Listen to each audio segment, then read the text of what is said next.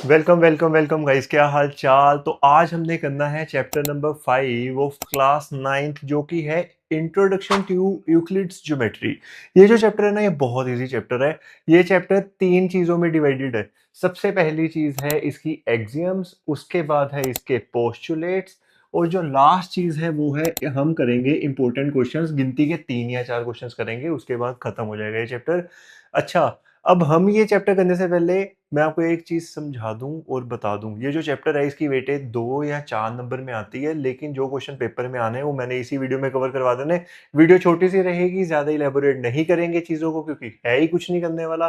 तो चलो आओ स्टार्ट करते हैं हम अपनी आज की वीडियो। तो गाइस, हम अपना आज का जो है टॉपिक वो स्टार्ट करेंगे एक्सियम्स के साथ। किसके साथ? एक्सियम्स के साथ। अब देखो, वो कह रहा है कि हम ये मान के चलते हैं कि जो ए की वैल्यू है वो बी के इक्वल है, और जो सी की वैल्यू है वो भी बी के इक्वल है। मतलब ए भी बी के इक्वल है, सी भी बी के इक्वल है। तो क्या मैं ये बोल सकता हूँ ए सी के इक्वल है? क्या मैं ये बोल सकता हूँ ए सी के इक्वल है? इसको आप इस हिसाब से समझो। अगर ए की वैल्यू भी 5 है और बी की वैल्यू भी 5 है, तो क्या ए इक्वल टू बी हुआ? बिल्कुल हुआ, क्योंकि 5 इक्वल्स टू 5 होता है, तो ए इक्वल्स टू बी हो गया। इसीलिए हम ये बोलते हैं कि जो चीजें इक्वल होती हैं सेम चीज के, वो आपस में भी इक्वल होती हैं। आपस में भी वो इक्वल होती हैं। जैसे कि यहाँ पे ए 5 के इक्वल है, बी भी 5 के इक्वल है, तो ए बी के इक्वल हो जाएगा। ये था हमारा फर्स्ट एक्सियम। नेक्स्ट आगे करते हैं। अगर वो कह रहा है ए इक्वल्स टू बी है, आपके पास क्या है? ए इक्वल्स टू बी, और मैंने क्या किया, ए में +5 कर दिया और बी में भी +5 कर दिया, तो क्या ये चीज इसके इक्वल आई? यार ये तो देख के पता चल रहा। देखो, अगर ए बी के इक्वल था और मैंने इक्वल इक्वल अमाउंट ऑफ चीज ऐड कर दी 5 दोनों में, तो जो नई चीज आई मेरे पास, ये पूरी क्या वो भी आपस में इक्वल में आएंगी? बिल्कुल आएंगी, 100% आएंगी। इसीलिए वो कह रहा है अगर हम इक्वल अमाउंट ऑफ चीजों को ऐड करें इक्वल्स में। मैंने क्या किया, 5 ऐड किया, इस इधर भी और इधर भी। कौन सी चीज में? जो पहले से इक्वल थी। तो जो नई चीज आई मेरे पास वो भी इक्वल हो गई, जो नई चीज आई वो भी इक्वल होगी। इसी के साथ ये था अपना सेकंड एक्सियम। आगे चलते हैं अब थर्ड की तरफ।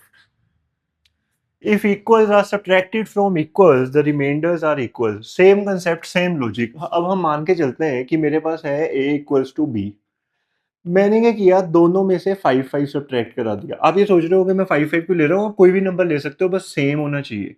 ठीक है, मैंने 5 5 सब्ट्रैक्ट करा दिया।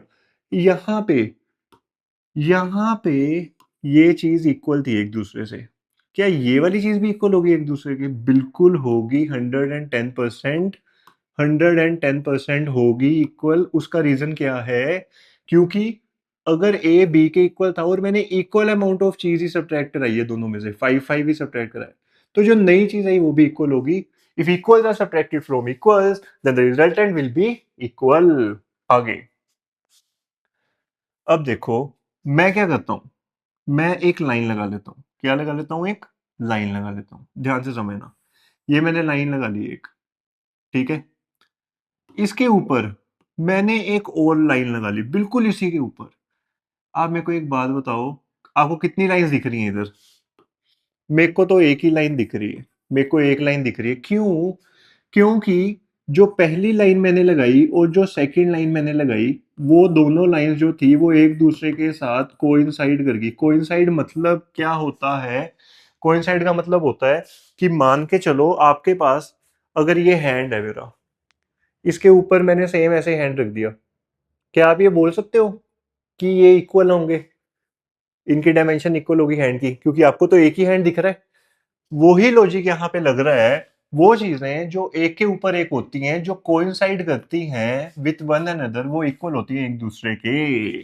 ठीक है, ये था हमारा फोर्थ एक्सियम। नेक्स्ट,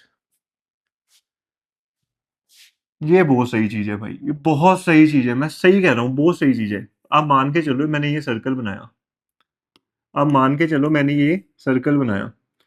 ठीक है, इसका कलर कर देते हैं येलो। मजा आएगा, मजा आएगा। अब अगर मैं आपको बोलूं कि भाई ये ना पिज्जा है। क्या है ये? पिज्जा। इसमें से मेरे को एक स्लाइस निकाल दो पिज्जा में से। ये स्लाइस मेरा हो गया, ये वाला स्लाइस मेरा हो गया। तो क्या ये जो स्लाइस है, ये जो स्लाइस है जो मैंने निकाला, क्या ये छोटा होगा पूरे पिज्जा से? पूरा पिज्जा तो पूरा पिज्जा है ना, होल है।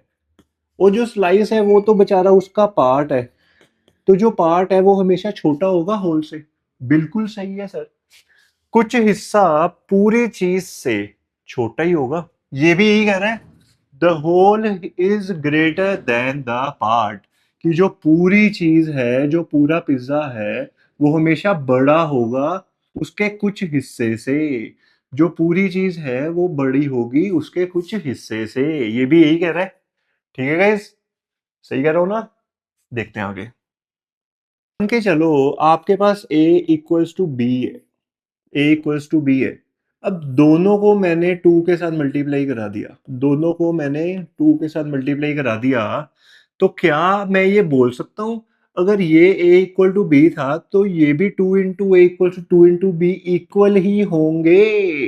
इक्वल ही होंगे। क्यों? मैं आपको एक और लॉजिक समझाता हूं। मान लो a equals to B equals to 2 है, मैंने ये वैल्यू ले ली, मैंने ये वैल्यू ले ली 2। ठीक है, या इधर 12 कर लो, चलो क्या कर लो, 12 कर लो। अब ए की वैल्यू भी 12 है, बी की वैल्यू भी 12 है। अब इधर आओ, 2 इंटू 12 इक्वल्स टू 2 इंटू 12। ओ तेरे की, ओ तेरे की, ये तो सेम आ रहे हैं। 24 इक्वल्स टू 24। इसका मतलब अगर मैं किसी भी इक्वल चीज का, जैसे कि यहां पे मैंने बोला ए इक्वल्स टू बी में, किसी भी इक्वल चीज का डबल कर दूं, क्या कर दूं, ये देखो, 2 के साथ मल्टीप्लाई करा दूं उसको, तो जो नई चीज आएगी, जो न्यू चीज आएगी मेरे पास, वो भी तो इक्वल ही होगी। वो भी तो इक्वल ही होगी। And this is your 6th axiom. ये आपका 6वां एक्सियम खत्म हो गया भाई तसल्ली से। इसको नोट करना, नोट कर लो, pause the video, note it down, कोई चक्कर नहीं है। आगे चल रहा हूं मैं। नेक्स्ट, मैंने आपको बोला a इक्वल्स टू बी है, इक्वल्स टू 14 है। ये मेरी मर्जी है, मैं समझा रहा हूं आपको। कोई भी वैल्यू ले लो, कोई फर्क नहीं पड़ता अपने को। देखो, आपको कंसेप्ट क्लियर होना चाहिए, मैं लिख के देता हूं। आपको कंसेप्ट क्लियर हो गया ना, कोई फर्क ही नहीं पड़ता किसी वैल्यू के साथ। ठीक है, कंसेप्ट शुड बी क्लियर। अगर मैं इसका हाफ कर दूं, हाफ करने के लिए हम क्या करते हैं, मल्टीप्लाई करवा देते हैं 1/2 के साथ। किसके साथ? 1/2 के साथ। अब ए की वैल्यू क्या है? 14।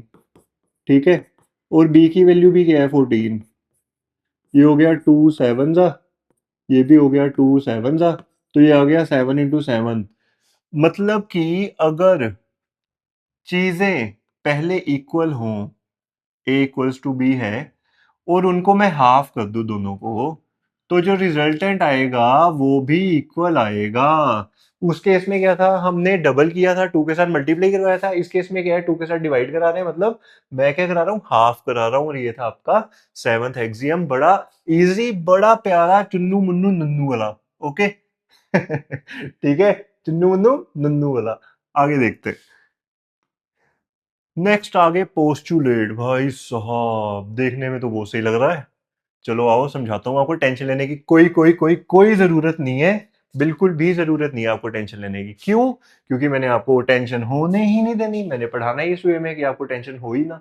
देखो, वो कह रहा है अगर मैं एक स्ट्रेट लाइन को ड्रॉ करूं किसी भी एक पॉइंट से किसी भी दूसरे पॉइंट तक, ये देख रहे हो आप, ये स्ट्रेट लाइन, ये जा रही है, ये जा रही है, ये जा रही है, जा रही है, जा रही है, जा रही है, जा रही है, ये रही, ये एक स्ट्रेट लाइन है। यूक्लिड कहता है कि आप एक यूनिक लाइन को ज्वाइन करवा सकते हो किसी भी दो डिस्टिंक्ट पॉइंट के साथ। बिल्कुल सही कहता है यूक्लिड। यूक्लिड कहता है कि भाई अगर मैं एक पॉइंट ये मान के चलूं और दूसरा पॉइंट ये मान के चलूं, क्या इन दो पॉइंट के बीच में एक स्ट्रेट लाइन हो सकती है? क्यों नहीं हो सकती भाई? यूक्लिड मेरे भाई, हो सकती है, बिल्कुल हो सकती है। ये देखो, ये देखो। और मैं आपको ना थोड़ा सा आगे लेके चलता हूँ इसी पोस्टुलेट में, बिल्कुल हल्का सा आगे लेके चलूंगा इसी पोस्टुलेट में।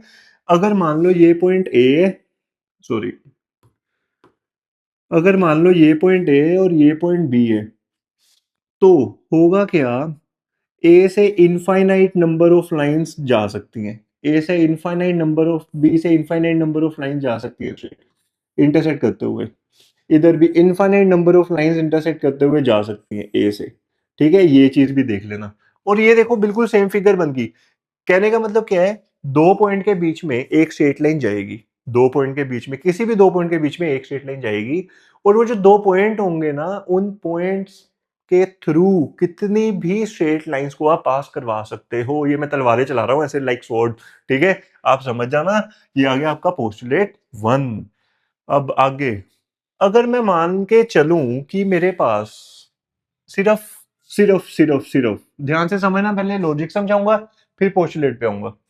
मेरे पास सिर्फ इतनी लाइन थी, ए बी लाइन थी, लेकिन मेरा मन किया, क्योंकि मैंने कंस्ट्रक्शन करनी थी, मैंने ज्योमेट्री के ऊपर काम करना था, कि यार ये मैं ए को भी खींच के एक्सटेंड कर दूं, मैं यहां से ए को भी खींच के एक्सटेंड कर दूं, मैं यहां से बी को भी खींच के एक्सटेंड कर दूं।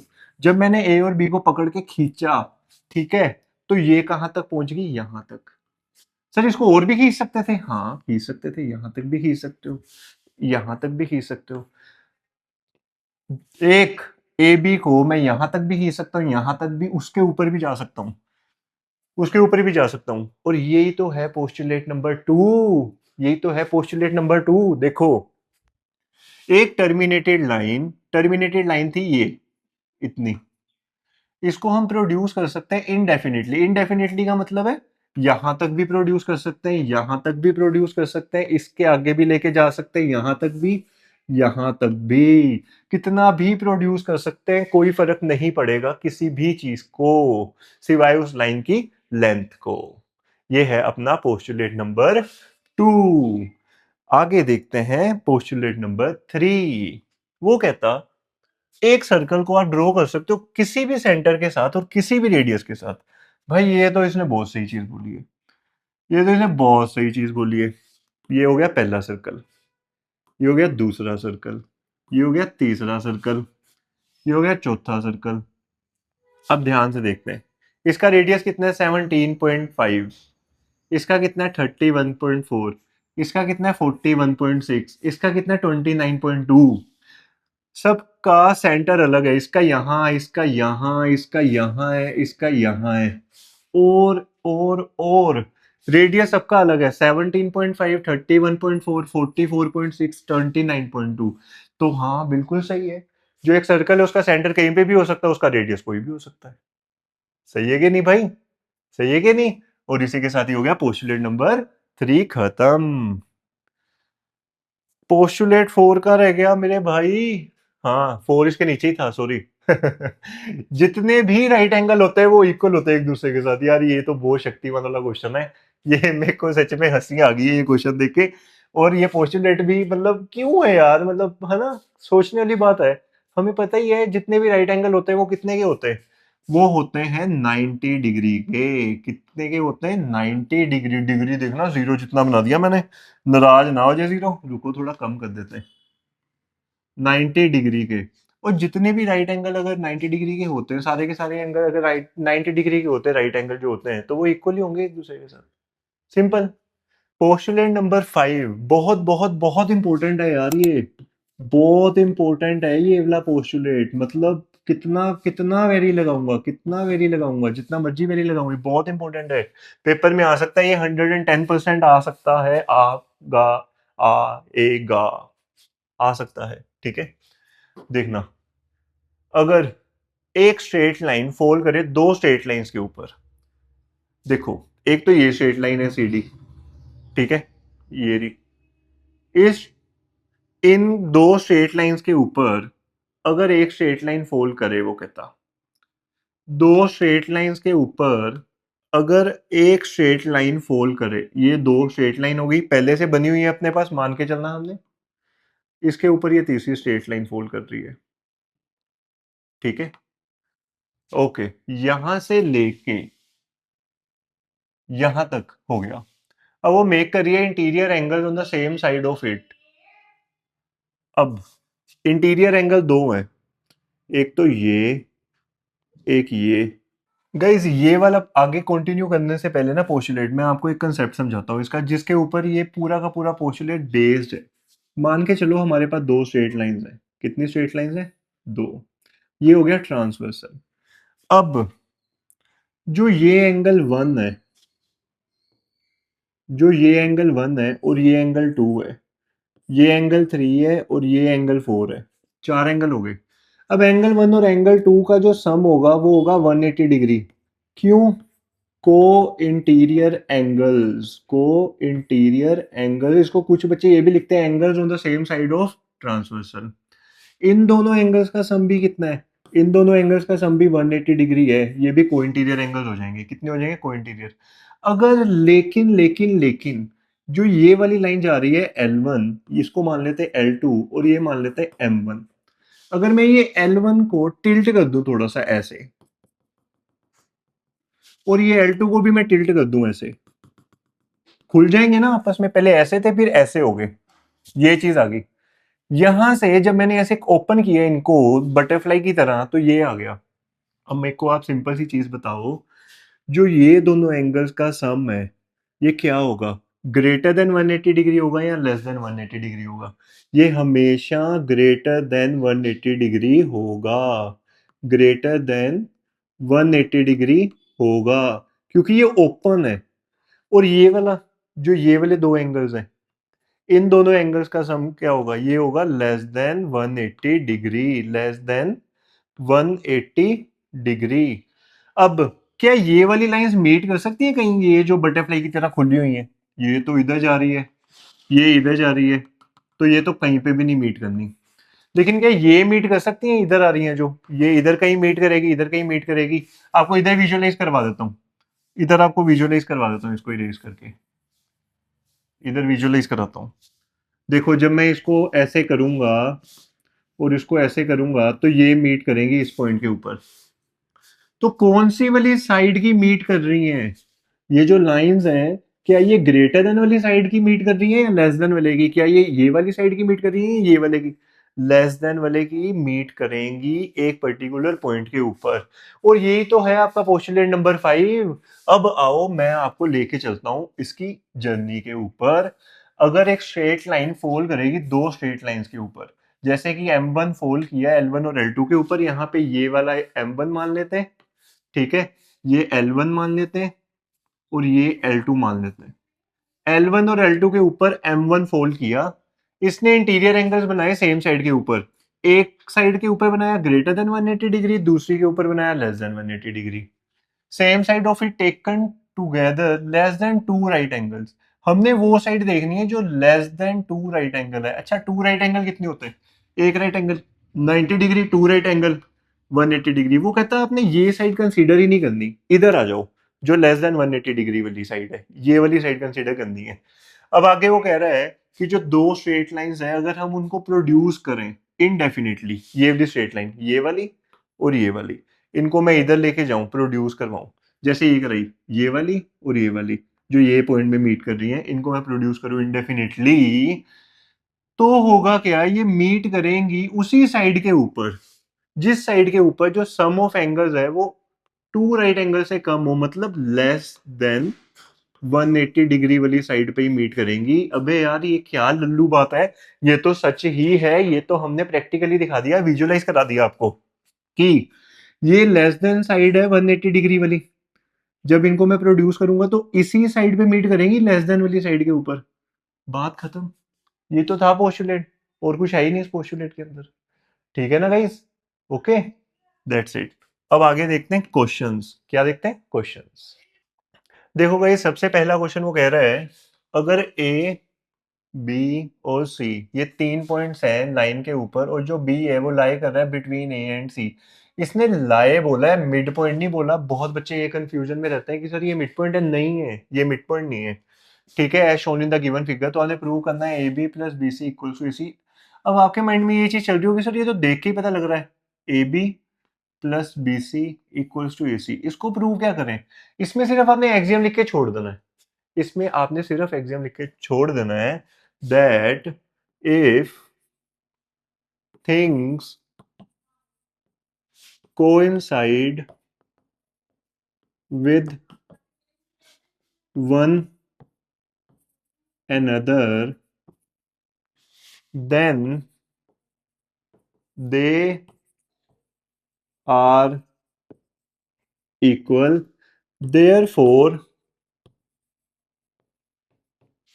ए B plus B C equals to A C. और ये आ जाएगा आपका आंसर, ये आ जाएगा आपका आंसर। दैट्स इट गाइस, ठीक है। ओके, नेक्स्ट क्वेश्चन पे चलते हैं। अ पॉइंट सी, वो कहता है अगर एक पॉइंट सी लाई कर रहा है between two points A and B such that A C equals to B C, then prove that A C is equals to half of A B. ठीक है, बहुत सही क्वेश्चन है, ध्यान से देखते हैं। वो कह रहा है आपको दिया क्या हुआ है, ए सी इक्वल्स टू बी सी दिया हुआ है, ए सी इक्वल्स टू बी सी दिया हुआ है। अगर मैं एक काम करूं, इन दोनों को मल्टीप्लाई करवाऊं, multiply both sides by two, two के साथ, तो twice of A C equals to twice of B C हो जाएगा सर, बिल्कुल हो जाएगा, बिल्कुल हो जाएगा। अब मेरे को एक बात बताओ, ये जो BC वाली साइड है ट्वाइस ऑफ BC वाली, इसको BC प्लस BC लिख सकता हूँ? बिल्कुल लिख सकता हूँ सर, 100% लिख सकता हूँ इसको, BC को, 2BC को BC प्लस BC।